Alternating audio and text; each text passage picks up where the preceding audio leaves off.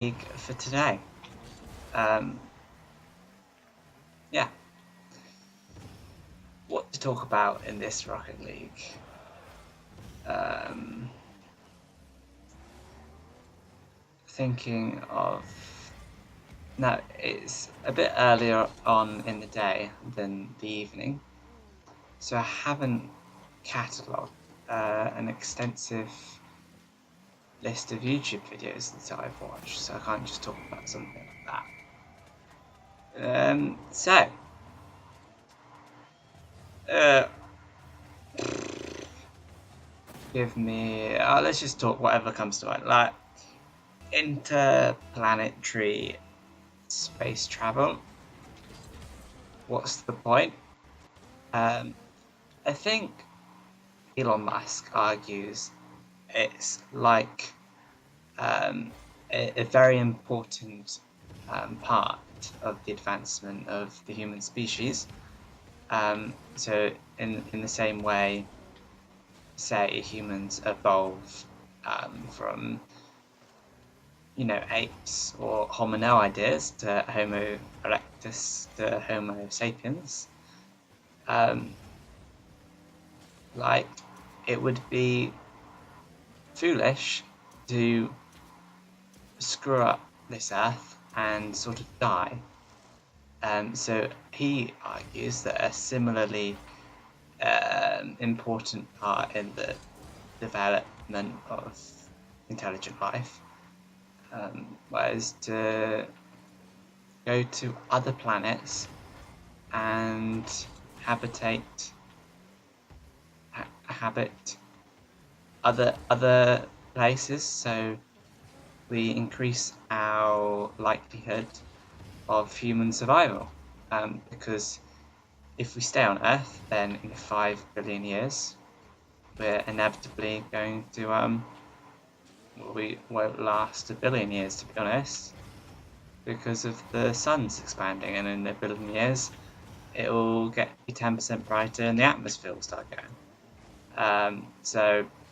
And then in the extreme case, in 5 billion years, it'll be a red giant and it will have absorbed the Earth.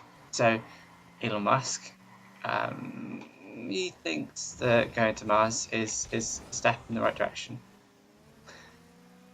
Yeah, and then obviously maybe interstellar, finding another star, surviving that also daunting billion years when humans have only really been around, according to evolution, 2 million years. So yeah, I guess it's a little bit pessimistic to say that we have to do it like in the next 100 years, but maybe it's more than that. Maybe it's having something to strive for, something to collaborate over, some big human effort that isn't war, which could be good. For me, I think sorting out the Earth is obviously the priority, because I don't think there's a better one in the universe, because we've adapted to this one perfectly. Yeah, we're perfect for this. So, just why? Why leave? Why think like, oh, we can live on Mars? Like, oh yeah, we're living on Mars. Great. Earth is destroyed. Oh, we've only got 2,700 years because our resources are gonna deplete and we're gonna die. And there's no place like home. So it's difficult. What's the point if Earth, even if you add every planet in the Milky Way into the picture, Earth is the best, I reckon. Well, it has to be, because it's because every planet varies, and we're suited to this planet ridiculously so. We can go outside and breathe, and well, we just live here, and it's all right basically.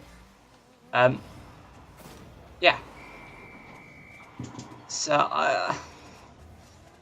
and I think in the same way, opposite sides of an ocean, opposite sides of the Pacific, can argue over stuff, and can later on be at war with each other. Perhaps through lack of unity, lack of sharing the same area. So they don't need each other to survive. So they're either peaceful or go to war, and some people go to war, which is a shame. And if you had 100 planets, interplanetary systems dotted around suitable habitable zones, around nicely sized stars across the Milky Way, yeah, sure, 99 of them might be peaceful. It only takes one of them not to be peaceful, and then you've got war because of the ridiculous technology of the future, where we can fly to different stars. Stupendously powerful. Like antimatter, if that technology was utilized for interplanetary travel, then they've got military using that as well. Yeah, it's just like 100% efficiency from matter to energy, which is actually like more than nuclear power by quite some way. Like, say the efficiency of nuclear fission is 10%. Well, it's not perfect. It could be like 10%. Then the efficiency of antimatter is 100%. So the odds of matter is 10 times more powerful, and very compact. So you can have more of it in the same space, and like efficiency-wise, it's powerful. But then if you think about like, oh, this amount of antimatter, this amount of nuclear fission explosives type thing, like you think, well, it's insanely more powerful. Like you think, oh, you've got some uranium atoms with some bomb. Uranium atoms are big, like atomically speaking. They've got 100 or so atoms. 200. Goodness.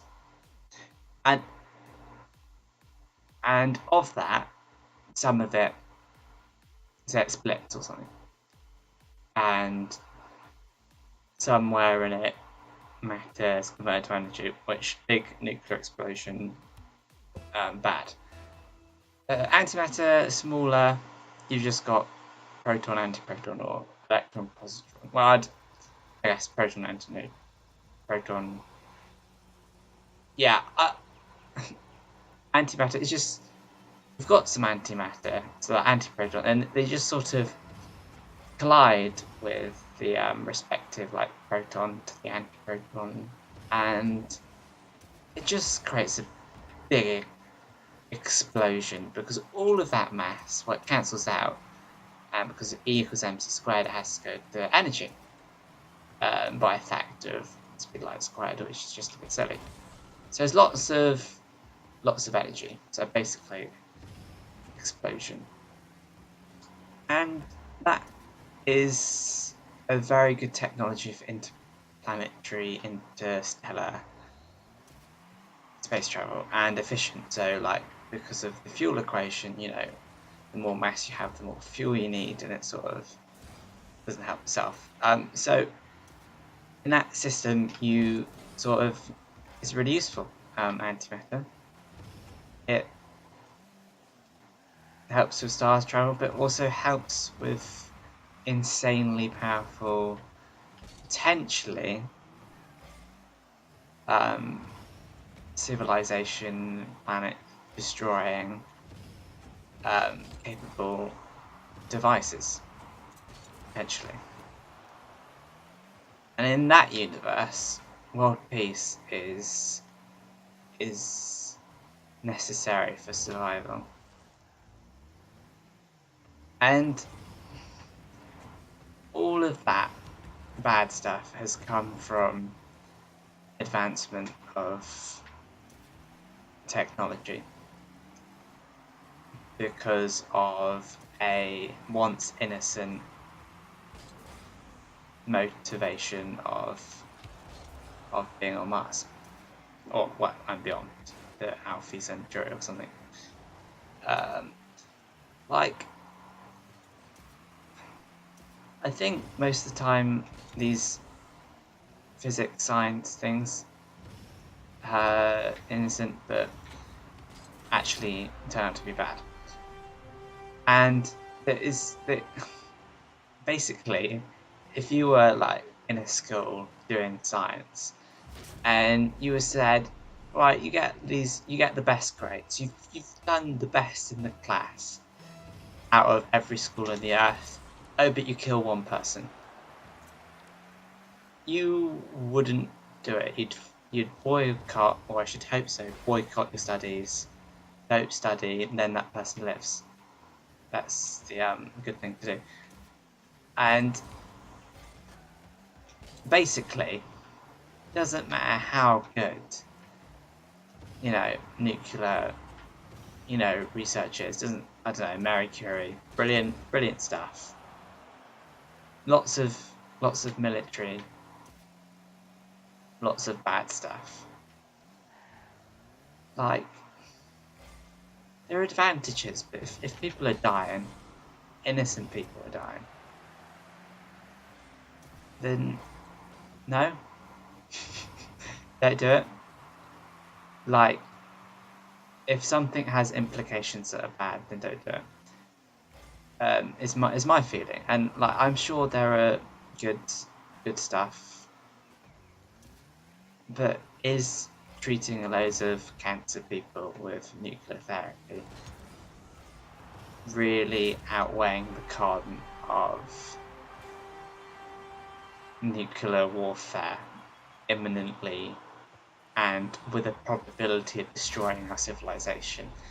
And then, there are good points to advancements of these insanely powerful technologies, but for me, like, if there's one bad point, like one person dying, then no, don't do it. I think it's been a little bit forward thinking rather than being naive. So, for me, just don't advance technology, I guess. Like, we'll have a rigorous process where you think about what could be bad, and don't do that. And inevitably, I may, be one of these physicists who does something great and has some implications. Inevitably. Probably.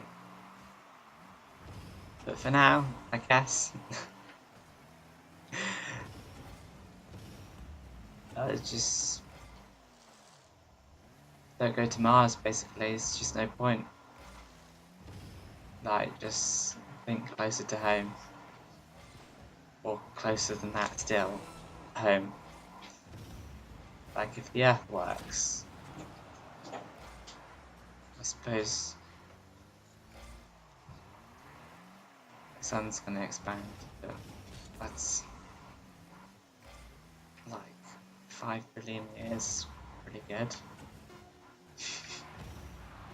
It's better than self-destruction in 100 years.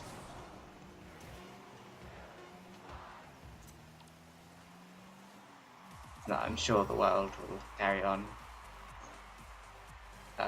So there's probably some sort of balance between my insanely hardcore no advancements of technology and then like the worldwide approach of just do it all because it's science. Yeah, it's all good. Right, it's my last game.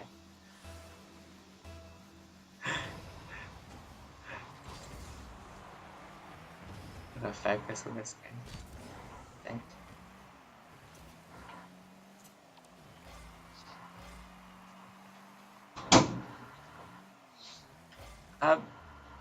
Right, so don't go to Mars. That's what I've concluded. Don't try. Okay, like, this is interesting. Is internet good?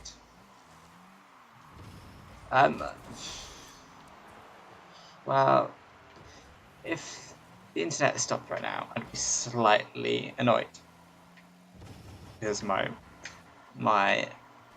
fun today, or part of my fun, one of my fun activities, is probably relying quite heavily on the internet because I'm streaming and I'm playing Rocket League.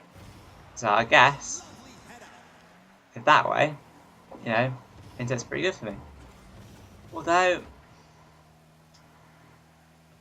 it has its negatives, like social media and how the worst points of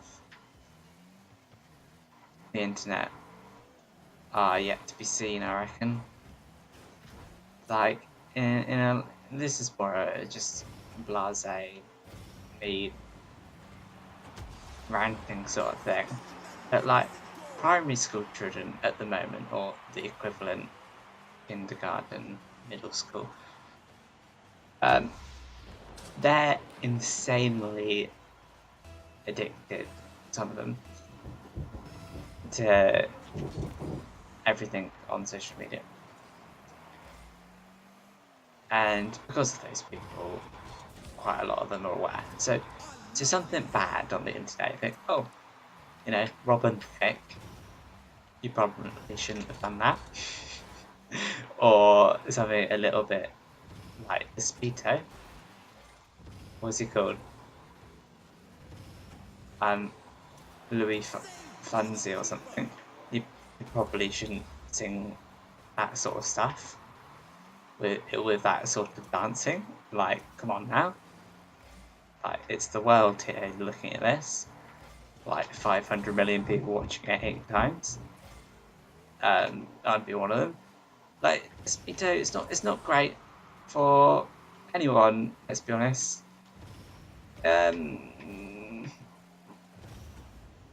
Particularly, wow, I quite like the tune. But and it looked great on the big screen when I got the Chromecast working. But particularly for it's what people grow up with. Like, come on now. Remaining innocence. It's not a case of you know, they're gonna get into it anyway. There's something to be said about being innocent when you're young. Because you learn how to behave. Like, my personality is not based on YouTube videos. My entertainment and what I watch is based by that. I go away from a YouTube video and I act more or less the same as, you know, the kind of virtues of politeness and kindness and what have you that my primary school really focused on. And oh, bye Matthew. So there's a focus on kindness and stuff, and I'm happy for my situation. I like to think that yeah, that innocence is still with me because I still like to be kind and still like to remember. And I'll watch the odd YouTube video. I'm not gonna be like, yeah, negativity on the mind because when of a certain age, you sort of have an understanding of who you are. So, but for a 5-year-old, where what they hear is sort of their first look at the world, and it's like how I've get told once in primary school. You should always say thank you and please when you open, thank you for the first hole in the door. I do that now. Um, just to strangers or to anyone through something I learned. So things stick with you and matter. So why should a 5-year-old be watching PewDiePie? And I don't think I don't think that's the worst part. The worst part is potentially the games. Like, okay, back in the day, PewDiePie swore a lot, yeah? Maybe not so much. Christian channel and that. And not being monetized. Those videos are still available to watch though. And, like, the age rating on video games doesn't mean anything anymore. It's basically a free-for-all.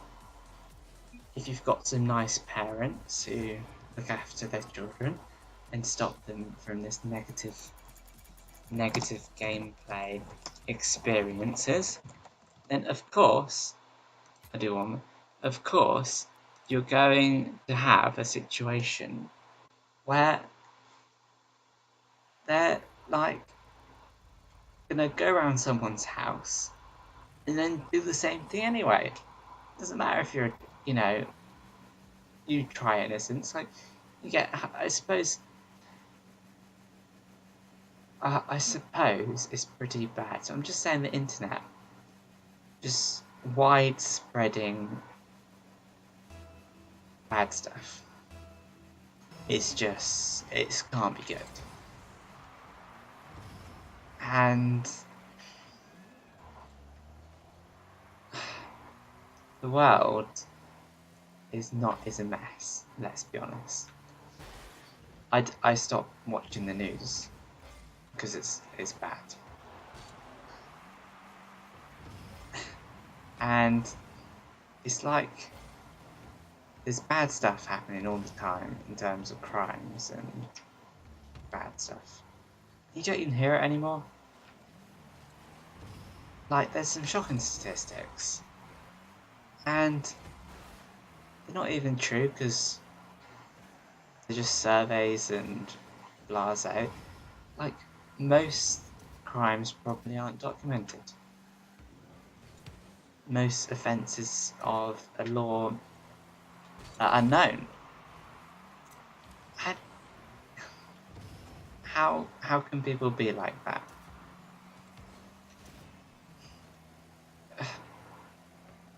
And I think people aren't getting better. So it's just bizarre. And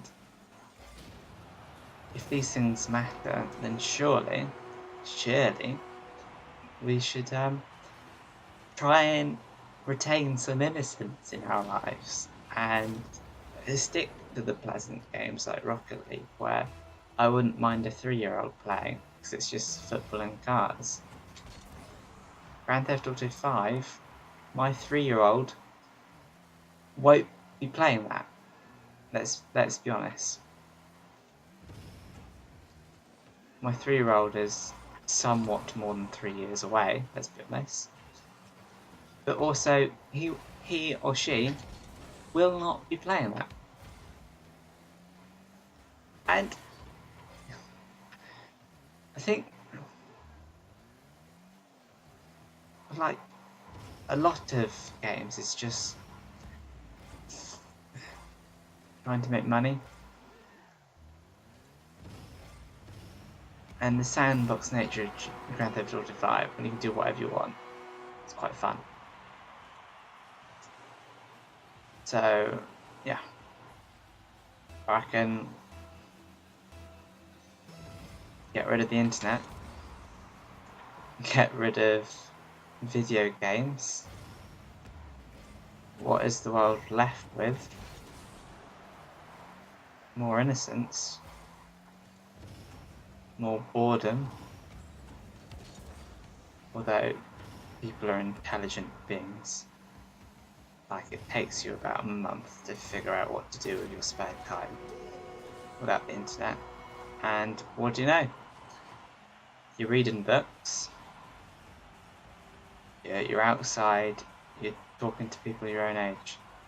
I would hate to have spent my childhood inside playing a game, not talking to my family, not talking to friends, not spending time with them. And I'm not saying this is what people do, but the fact that it's possible is slightly daunting. The fact that there is someone out there right now who is playing games quite a lot, and they're a child, and the games they're playing are stopping them from talking to people, and probably potentially screwing up their mind. Like, how can you teach quality values when whatever you teach someone, they spend more time doing bad stuff? And like, a child's mind is a sponge. And like, I don't like the world in that sense. I like the freedom to do stuff, but how people freely just, I don't know, do negative stuff is bad. Okay. Like, yeah. So I just don't know.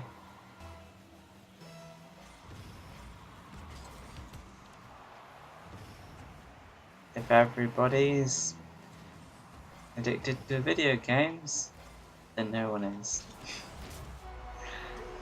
Yeah. How many goals have I scored? Oh, my teammate scored 5.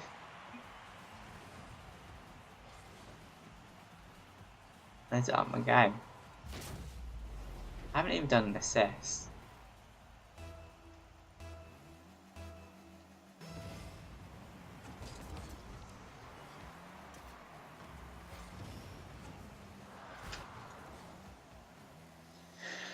Anyway, thanks for watching if you have been.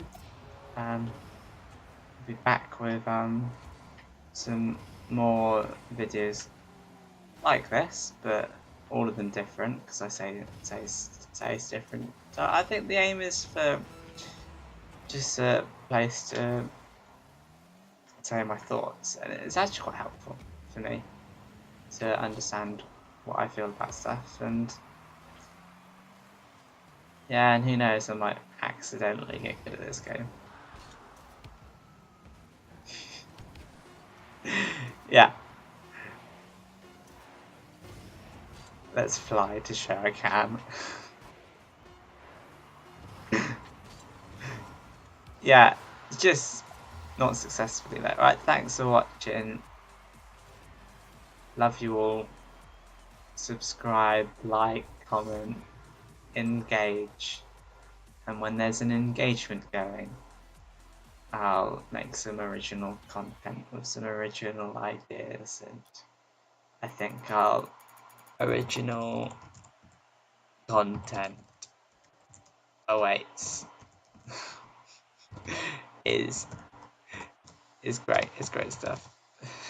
Smile. Yeah, I like that. And I haven't really ever put that much effort into videos, so yeah. Apart from editing, thank you. See you. Ciao.